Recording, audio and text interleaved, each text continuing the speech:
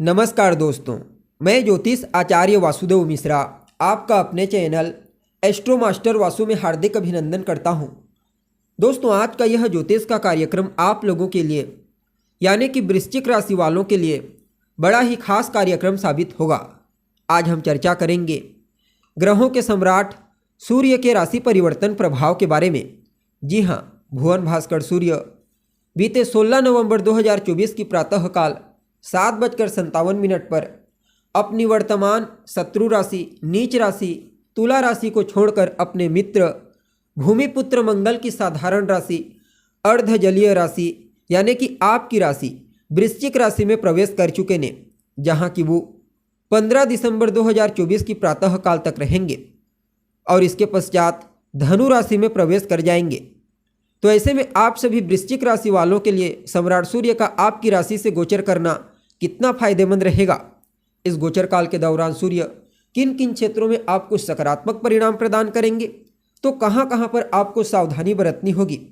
साथ ही साथ सूर्य के इस गोचर प्रभाव को अपने लिए बेहतर बनाने के लिए क्या उपाय आप कर सकते हैं, सभी बातें आपको विस्तार के साथ बताएंगे। इसलिए कार्यक्रम में आखिरी तक बने रहिए। और अगर आप अपनी जन्म कुंडली पर हमसे परामर्श लेना चाहते हैं तो आपको हमारा कॉन्टैक्ट नंबर स्क्रीन पर और डिस्क्रिप्शन बॉक्स में मिल जाएगा, जहां से आप या तो व्हाट्सएप के माध्यम से या फिर डायरेक्ट फ़ोन कॉल के थ्रू अपॉइंटमेंट लेकर अपनी जन्म कुंडली का बड़ी बारीकी के साथ अध्ययन करवा सकते हैं। तो दोस्तों, सूर्य कौन है? सूर्य तो आत्मा, पिता, सरकारी नौकरी, मान सम्मान, पद प्रतिष्ठा, सफलता, आरोग्यता के कारक है। सूर्य जन्म कुंडली में इनका मजबूत होना जातक को जीवन के हर क्षेत्र में श्रेष्ठ सफलता प्रदान करता है, मान सम्मान, पद प्रतिष्ठा प्रदान करता है। जबकि सूर्य किसी भी प्रकार से जन्म कुंडली में कमजोर होते हैं, पीड़ित होते हैं, तो पहले तो व्यक्ति को अपने जीवन काल में सफलता प्राप्त करने के लिए बहुत ज़्यादा एफर्ट लगाना पड़ता है, मेहनत करना पड़ता है। इसके बावजूद किसी भी फील्ड में कोई श्रेष्ठ सफलता की प्राप्ति नहीं हो पाती।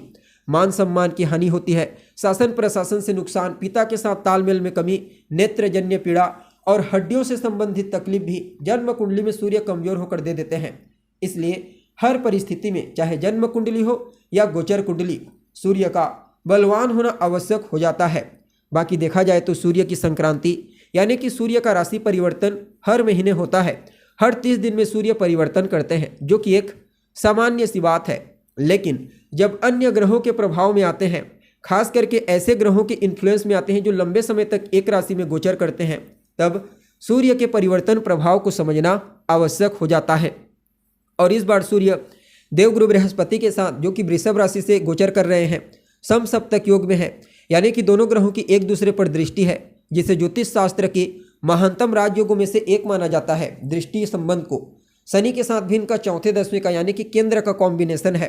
तो कहना ही नहीं, आप सभी वृश्चिक राशि वालों के लिए सूर्य का यह गोचर कई मामलों में बड़ा ही अद्भुत साबित होगा।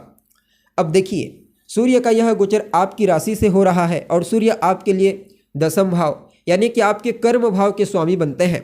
अब कर्म भाव के स्वामी का आपके लग्न से, आपकी राशि से गोचर करना प्रथम दृष्टया तो इसे अत्यंत ही श्रेष्ठ कहा जा सकता है। ऊपर से देवगुरु बृहस्पति जैसे ग्रह की दृष्टि का सूर्य पर पड़ना, इसे सोने पर सुहागा कहा जा सकता है। लेकिन राहु और शनि की भी दृष्टि सूर्य पर अभी है, इसलिए कुछ मामलों में सावधानी बरतनी होगी। सबसे पहले तो पॉजिटिव पॉइंट को समझने का प्रयास कीजिए। फर्स्ट हाउस पूर्व दिशा होता है और यहाँ पर सूर्य दिग्बल को प्राप्त करते हैं, यानी कि उनके लिए अच्छा माना जाता है। काल पुरुष की कुंडली में फर्स्ट हाउस में मेष राशि आती है, मेष राशि में सूर्य उच्च के होते हैं।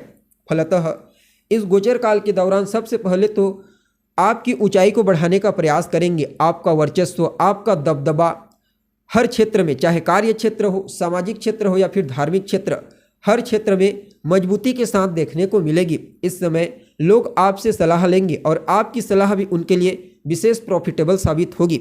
समाज में आपके मान सम्मान, पद प्रतिष्ठा, आपकी प्रसिद्धि में वृद्धि होने वाली है।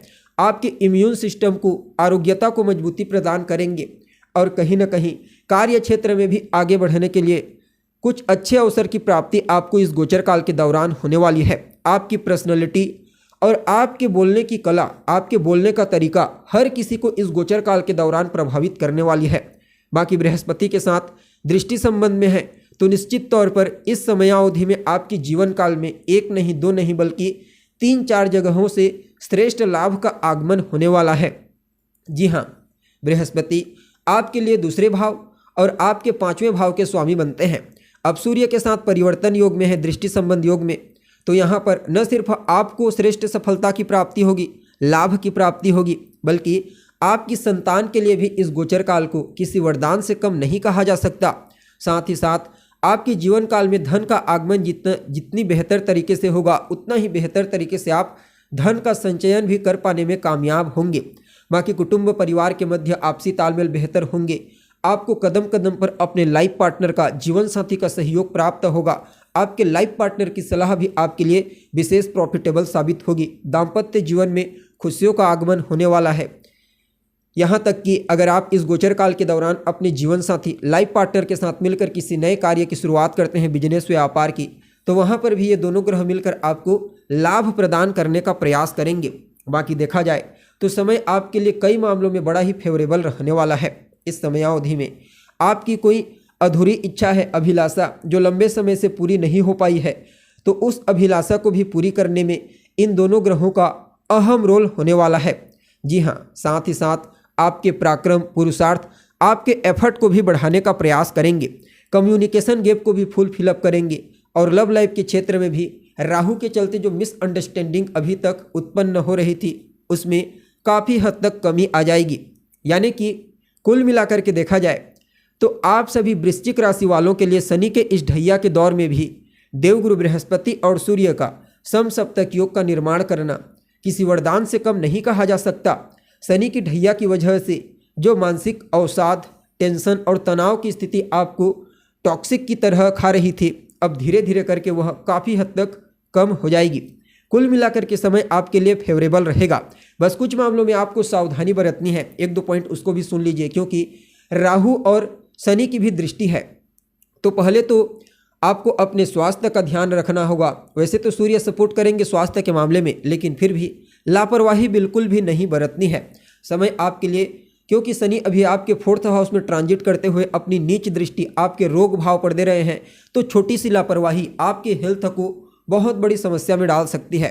बाकी इस समयावधि में अपनी वाणी तो आपकी प्रभावशाली रहेगी, आपका पर्सनैलिटी अट्रैक्टिव रहेगा, लेकिन फिर भी हर परिस्थिति का, हर पहलू का अच्छे से विश्लेषण करके, तोल मोल करके ही आपको अपनी बात सामने वाले के साथ रखनी चाहिए।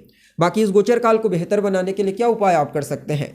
आदित्य हृदय स्तोत्र का पाठ कीजिए, भुवन भास्कर की आराधना कीजिए, सूर्योदय के बाद तक सोने से बचिए, अपने पिता का सम्मान करें, अपने बॉस का सम्मान करें, और हो सके तो रविवार के दिन नमक का त्याग कर दें। समय आपके लिए और बेहतर हो जाएगा। तो दोस्तों, उम्मीद है आपको जानकारी पसंद आई होगी। अभी के लिए बस इतना ही। पुनः मुलाकात होगी एक नए और ताज़ा एपिसोड में। तब तक के लिए नमस्कार।